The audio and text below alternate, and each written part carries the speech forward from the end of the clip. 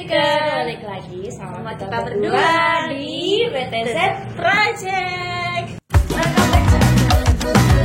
Kita bisa ngulapin kan? Ya,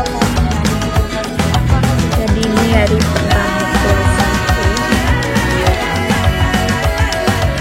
kali ini kita kedatangan tamu spesial. Ya, bisa dikenalin dulu sama teman-teman kita mungkin. Oke. Santai-santai. Baru pertama kali nih soalnya, jadi agak grogi apa ya. Oke, perkenalkan ya, nama aku Nurul Maulidia, bisa dipanggil Nurul. Umurnya 27 tahun dan profesinya jadi store manager di sebuah perusahaan retail di Indonesia. Baru umur 27 udah menjadi apa tadi Mbak? Store manager. Titelnya tuh udah manager guys. Itu cuma titel aja. Udah berapa lama kerja di sebagai store manager di tempat yang sekarang? Mulai dari 2019, jadi udah hampir 2 tahun ya, 2 tahun lebih ya, 2 tahun lebih. Wow, cukup lama juga ya. Lumayan. Mbak, coba dong jelasin pekerjaan sebagai store manager itu kayak gimana sih? Ngapain aja kayak gitu?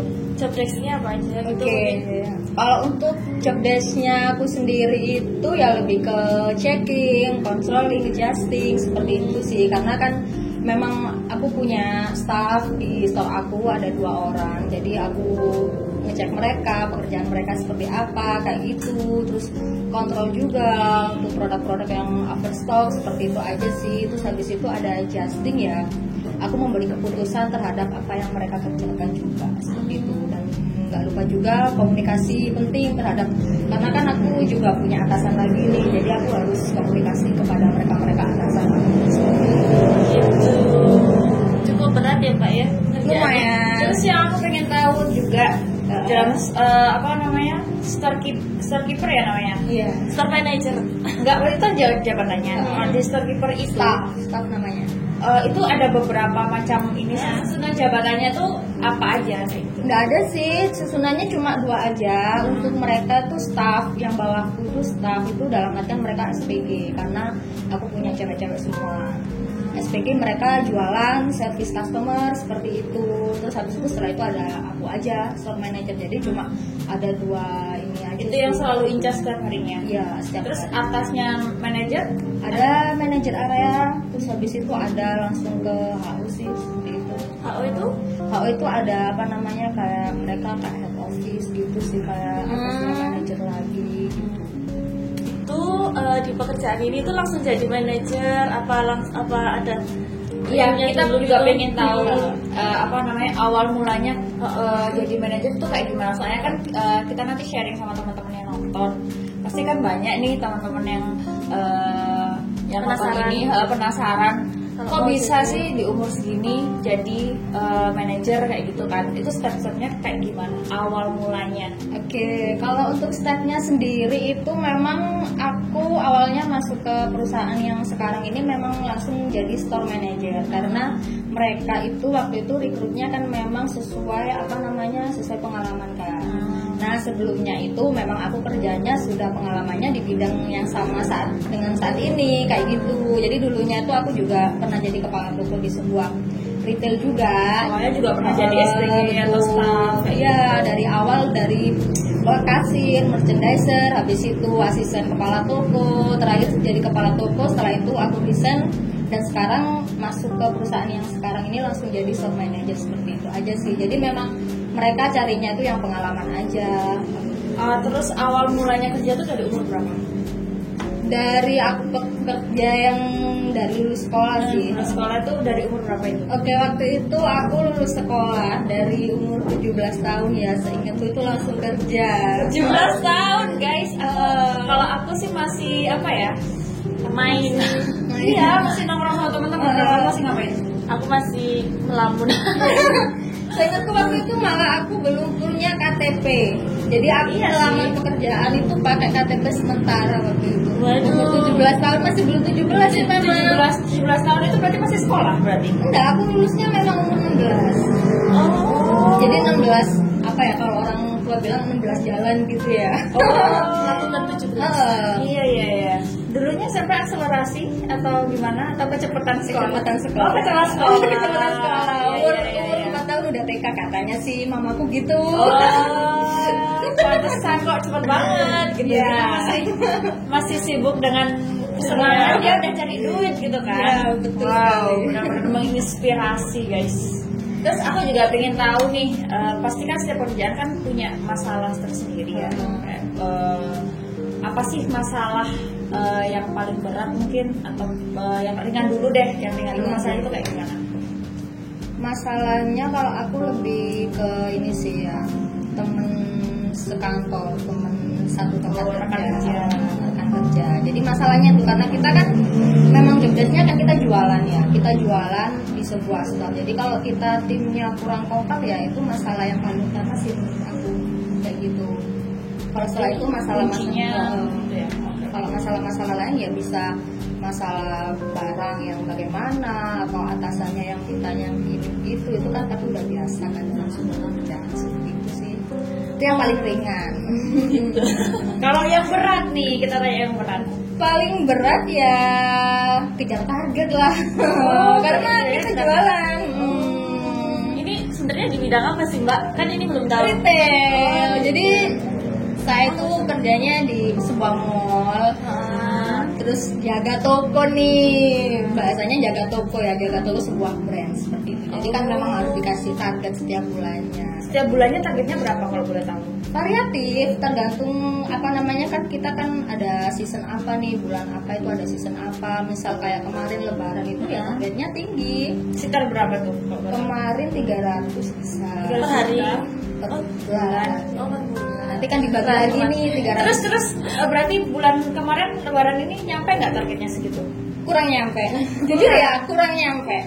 Soalnya karena pandemi apa gimana Mbak? Benar, karena Ngefek ya? memang pandemi juga sih itu ngefek banget. Kalau dibanding dengan tahun sebelum pandemi 2019 yang pandemi belum masuk ke Indonesia itu kita achieve terus beneran ini. Nyampe ya Mbak ya? Terus kalau kayak gitu kemarin yang targetnya kan kurang nih, ngaruh nggak sama pendapatan? Ngaruh juga karena memang berkurang ya, Mbak, ya? berkurang juga. Apalagi kita kan tenan kita ada di dalam mall, kita harus bayar sewa, bayar biaya servis, biaya kebersihan atau apa itu. Jadi pendapatan kita kan juga dikurangin hal-hal itu lagi. Jadi kita harus kejar target itu tadi sih. Ngomongin target dan masalah Mbak, pernah nggak sih kayak yang males aku Aku bisa ya Allah, penilaian pernah nggak kan? kayak cebendung gitu pernah nggak Mbak? Pernah. Kayak apa handle-nya? Pernah sih. Mengatasinya. Kalau jenuh itu pernah. Waktu itu ya jenuhnya karena memang waktu itu sepi banget, benar-benar sepi itu 2020 kemarin itu sepi, benar-benar sepi banget. Mall itu malah menurutku Kayak kering-kering. hampir lumpuh ya. Udah itu nggak ada orang masuk dan kita tuh berupaya bagaimanapun caranya kita share sosmed, kita broadcast WA, bagaimana caranya customer itu Promosi udah terus gitu ya, Mbak? kalian customer nggak usah perlu ke mall, kita aja yang nyamperin customer kita. Jadi seperti itu yang 2020 itu benar-benar terpuruk sih. Itu jenuh banget. Saya masuk 8 jam satu shift itu kayak bingung mau ngapain gitu Karena selain banget. saya itu sih Mana di mana pengunjung? Oke, terus aku juga pengen tahu nih suka dukanya jadi seorang shopkeeper manager. Oke, suka apa dulu nih? Suka apa? Sukanya dulu lah. Yang seneng-seneng aja nih. Iya. Sukanya dulu ya. Aku tuh tipe orang yang seneng banyak teman. Karena memang dari awal kan kerjanya di retail ya. Dalam retail itu satu store itu bisa 5 sampai 10 orang, 10 karyawan. Jadi senangnya itu aku kayak satu tim itu apalagi apa cewek-cewek gitu ya. Kayak merasa punya banyak teman aja sukanya. ya. Dan sukanya lagi itu karena memang udah jiwanya juga jualan ya. Kalau customer masuk itu seneng, aku seneng gitu. Welcome gitu Oh, ya. beneran. Dan tiap hari kan nggak apa namanya, nggak selalu ketemu orang yang sama kan, beda-beda. iya. Jadi kita kayak sama ya kayak di perhotelan. Betul. Ketemu orang baru setiap hari. Sukanya lagi ya kayak apa namanya, kita punya temen antar provinsi, antar pulau, karena yang Berarti ada ya? karena area manajer saya ini mencakup Indonesia Timur, jadi kita store-nya hampir 25 store itu Indonesia bagian timur. Jadi aku punya teman dari Papua, dari Manado, Ambon, kayak gitu, Bali. Jadi kita punya satu forum ya, itu kita saling sapa di situ. Jadi bukan area kota ini aja atau Jawa Timur aja gitu ya. Ya, Indonesia Timur. Jadi enak nih kalau meeting nih mereka ngomong bahasa apa gitu kita jadi tahu. Oh iya. Sukanya itu sih banyak teman aja kalau memang di dunia kita tuh seperti itu. Sukanya kan udah nih. Dukanya jadi seorang shopkeeper. Dukanya sebenarnya bukan lebih ke duka sih, lebih ke tanggung jawab aja ya. Dimana kita harus dikasih tanggung jawab jaga toko yang dengan asetnya ratusan juta, terus dukanya tuh kayak kita gagal gitu dalam artian dikasih target terus kita nggak bisa achieve, itu menurutku sedih sih untuk aku sendiri. Terus dukanya kita misal kehilangan teman, ada salah satu staff yang resign atau kita harus ngekat mereka gitu kan juga duka menurut aku. Untuk yang tahun kemarin aja sebenarnya staffku itu ada 5 orang karena pandemi harus di-cut, sekarang cuma jadi 2 aja. Itu duka menurut aku beneran. Itu dari ngekatnya tuh dari siapa ya? Ngekatnya ya memang perintah dari atasan, terus aku disuruh kasih keputusan mana yang harus aku cut seperti itu. Jadi aku kasih mereka kompetisi siapa yang baik, yaitu mereka yang aku pertahanin. Itu sih duka menurut aku yang baru aku alamin tahun kemarin. Dukanya lagi ya kalau untuk masalah pribadi sebenarnya karena kita kan kerja di mall, dukanya itu kita nggak bisa libur weekend kayak gitu sih. Tapi itu nggak terlalu berpengaruh sih terhadap hidup aku. Udah biasa ya. Apa itu weekend? Terus pernah nggak kayak dimarahin sama customer kayak gitu? Kena komplain? Pernah. Waktu itu pernah sih, yang paling aku inget itu dapat customer kalau dari logatnya sih orang luar Jawa kayak gitu ya. Itu memang kita kan susah nih cari uang koin yang 100 rupiah, 200 rupiah, itu kan susah banget ya, adanya kan 500 ya. Itu waktu itu kena komplain mereka, aku bilang 200-nya di sini aja boleh Pak, karena memang benar-benar nggak ada ya. Terus si bapaknya marah, nggak bisa, aku mintanya yang sportif, gajian 200 itu juga uang. Ya udah, karena aku nggak punya 200 rupiah nih, aku kasih lah dia 500 rupiah. Itu kan lebih ke dia tetap nggak mau, mintanya bener-bener pas 200 tuh aku inget sampai sekarang, beneran parah sih. Jadi kembalinya tuh misal 1.200 gitu ya, dia aku kasih 1.000, dia marah karena memang aku nggak ada 200 kan. Terus aku kasih 1.500, dia juga nggak mau, mintanya sportif dia 1.200. Maksudnya bukan perkara sportif sih kalau aku ini nih ya. Tapi dia ngomongnya gini, aku maunya sportif gitu, aku nggak mau lebih, aku nggak mau kurang. Karena customer itu seperti itu. Kemana Pak nyari 200? Nah waktu itu ada mbak di sebelah bapak itu customerku yang lain dengan dengan ringan tangan dia tuh ngasih 200. Ini mbak kasihkan gitu. Kamu yang lain aja mengerti guys. Udah nggak apa-apa gitu. Itu parah banget sih, bener-bener parah. Sekarang aku inget itu waktu itu. Kalau namanya tamu itu tamu lagi. Customer itu selalu kayak gitu ya. Dia merasa dia raja. Bervariasi sih. Dimanapun ya, berarti nggak cuma di perhotelan, di bank atau di penjualan apapun pasti nemuin kayak gitu. Cuman ya ini sih yang paling parah kalau aku baru masalah 200. Dan kita itu bukan yang Pak boleh kita donasikan 200. Kita kan nggak punya donasi nih ya. Kita fair-fairan aja, belak-belakan. Pak 200-nya boleh di sini. Mungkin bapaknya kalau kesini lagi bisa diambil nanti suatu waktu. Itu karena memang benar-benar nggak ada waktu itu 200 rupiah. Jadi aku kasih 1.500, dia nggak mau. 200 perak itu buat apa sih zaman sekarang tuh? Ya ampun. Mungkin dia mikirnya juga yang kayak waduh anak-anak ini Ya, 200 kali berapa pelanggan biasanya gitu. Dia kan mikirnya pasti buruknya dulu lah orang itu ya. Iya sih.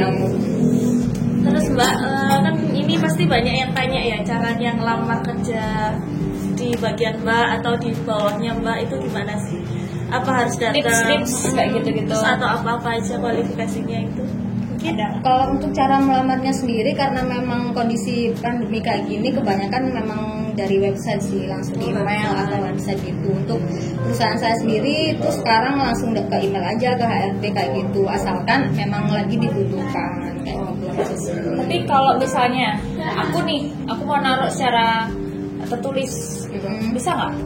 Bisa banget. Jadi misal nih di Surabaya lagi ada lowongan di Mall A kayak gitu, bisa dititipin di store. Misal nih Malang, kan dia berdekatan, nanti si store manager Malang ini bisa infokan ke manajer areanya, kalau di Malang ini dia ada nih, bagus kayaknya anaknya kayak gini kriterianya seperti ini. Bisa dipromosikan. Bisa banget dipromosikan. Malah staff saya aja itu teman sekolah aku. Ya. Banyak banget sih yang teman-teman aku yang minta tolong ya. Tapi karena memang belum ada lowongan, apalagi yang dulunya staffku 5 orang sampai sekarang 2 orang aja masih belum bisa. Ya. Jadi guys, itu guys, kalau buat yang nyari kerja di pandemi ini mungkin sabar-sabar dulu ya. Kalau misalnya kalian memang pengen usaha, misalnya ya naruh-naruh kerja aja dulu, siapa tahu nanti kalau ada rezeki ya bisa nyantol. Semua tergantung keberuntungan sih. Iya, banyak doa dan usaha. Oke guys, sekian dulu video dari kita berdua. Semoga kali ini videonya memotivasi kalian untuk yang lagi cari kerja supaya tetap semangat. Dan jangan apa lagi Mbak? Jangan lupa like, comment, and subscribe. Oke guys, sekian dulu videonya. Bye bye. Bye.